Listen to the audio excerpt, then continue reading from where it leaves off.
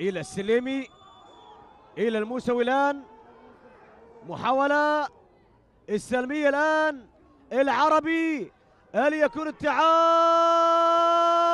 أوه، وهدف التعادل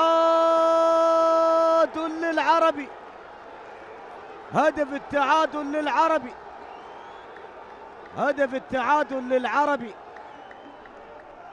هدف التعادل للعربي يأتي في الوقت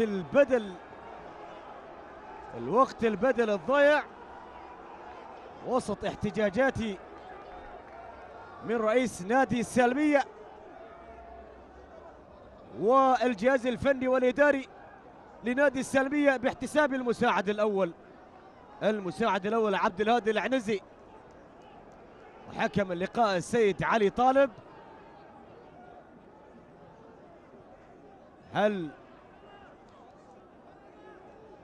هل تكون الكرة بكامل محيطة في مرمى نادي السالمية؟ التعادل في الوقت البدل الضائع، 5 دقائق الوقت البدل الضائع التي احتسبت من حكم اللقاء السيد علي طالب. يستطيع نادي العربي من العودة. لاحظ الإعادة، تابعوا بالعرض البطيء محمد فريح، والله فيها شك كبير.